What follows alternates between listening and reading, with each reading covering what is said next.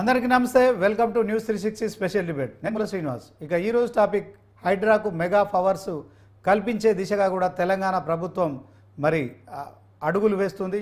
ఇక హైడ్రా విషయంలో చట్టబద్ధత కల్పించడానికి ఆర్డినెన్స్ తీసుకురావడానికి చేస్తున్న ప్రయత్నంలో మొదటి అడుగైతే పడిందని స్పష్టమవుతోంది.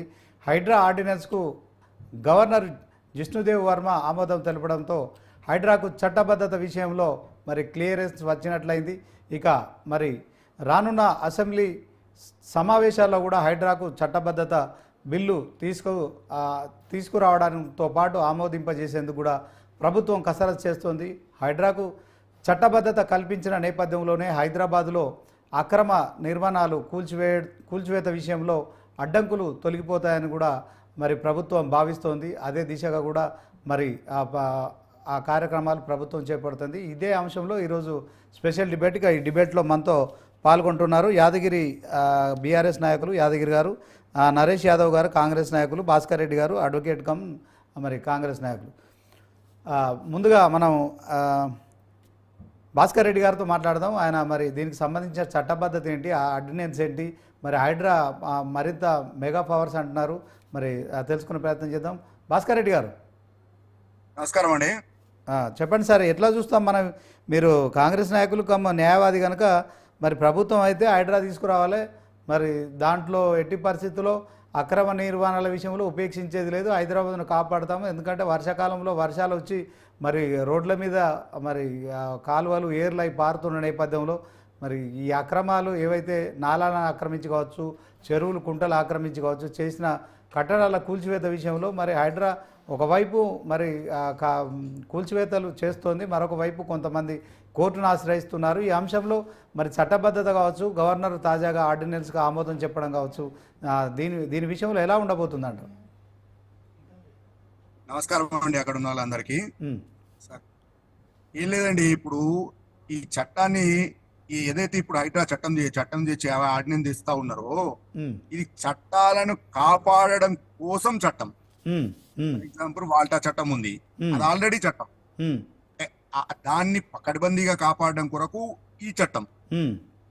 ఇంతకుముందు పోలీస్ పవర్స్ అవి లేవు కాబట్టి చట్టం లేకుంటే ప్రతి ఒక్కరు ఎవరైతే సివిల్ ఆఫీసర్స్ ఉన్నారనుకోండి వాళ్ళు చేయలేకపోతున్నారు. రెవెన్యూ గానీ మున్సిపల్ వాళ్ళు గానీ వీళ్ళందరూ ఆ అక్రమ వాటిని ఆపలేకపోతున్నారు. కాబట్టి ఒక యూనిఫామ్ సర్వీస్ లైక్ పోలీస్ లాంటి ఒక వ్యవస్థ ఉండాలనే ఉద్దేశంతో ప్రభుత్వం తీసుకొచ్చిన ఒక చట్టం ఇది, తీసుకురాబోతున్న చట్టం ఇది.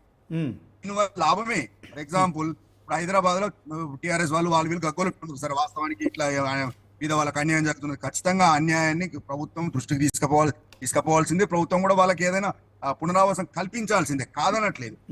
కానీ ఇప్పుడున్న పరిస్థితులలో చాలా మంది పెద్ద తలకాయలు ఊరి బయటకు వెళ్ళి ఫామ్ హౌస్ అనే అవసరం ఎందుకు వస్తున్నది? ఫామ్ హౌస్ లో ఉన్న ఆ ప్రకృతి ఏదైతే అది ఉందో అది ఇక్కడ లేదు కాబట్టి బయటికి వెళ్ళి ఉండడానికి ప్రయత్నం చేస్తా ఉన్నారు.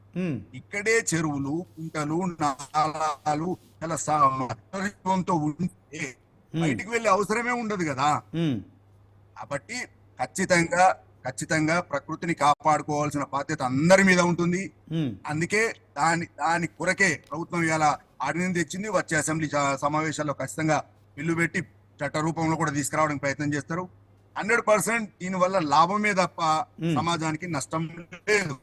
ఓకే, అంటే మీరు అన్నట్టు ఫామ్ హౌస్ల విషయంలో ఒక కొత్త విషయాన్ని అయితే మీరు చెప్పారు. అంటే హైదరాబాద్లో ఇప్పుడు స్వచ్ఛమైన గాలి కానీ తర్వాత అలాంటి పరిస్థితులు లేవంటారా?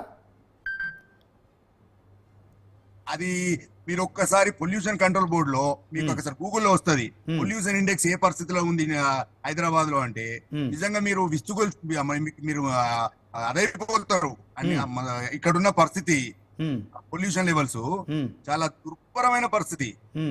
ఆల్మోస్ట్ ఢిల్లీ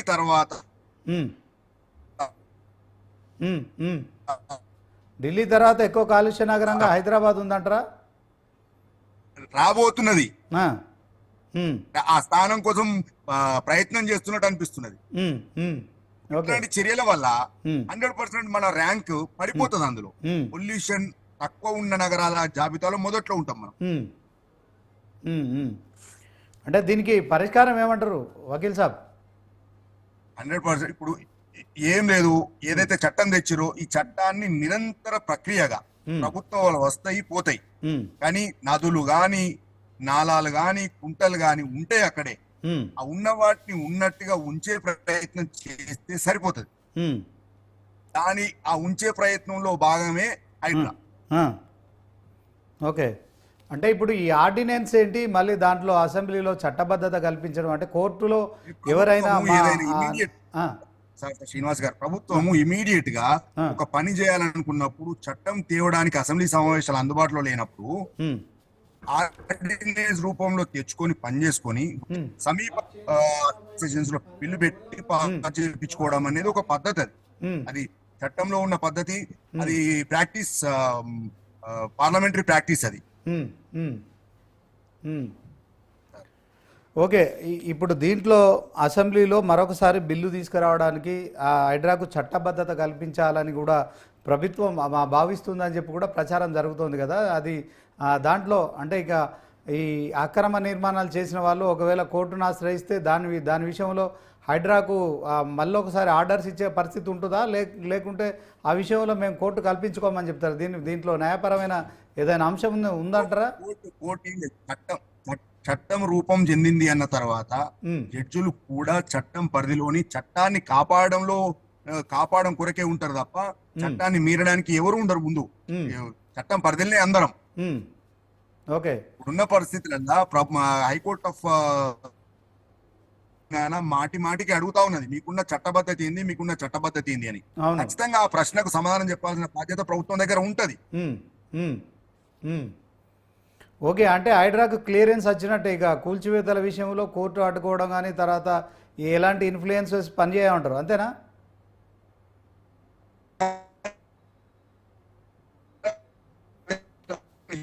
భాస్కర్ రెడ్డి గారు, మీ వాయిస్ బ్రేక్ అవుతుంది. నేను ముందుగా మరి ఇక యాదగిరి గారితో మాట్లాడతాను, బీఆర్ఎస్ నాయకులు.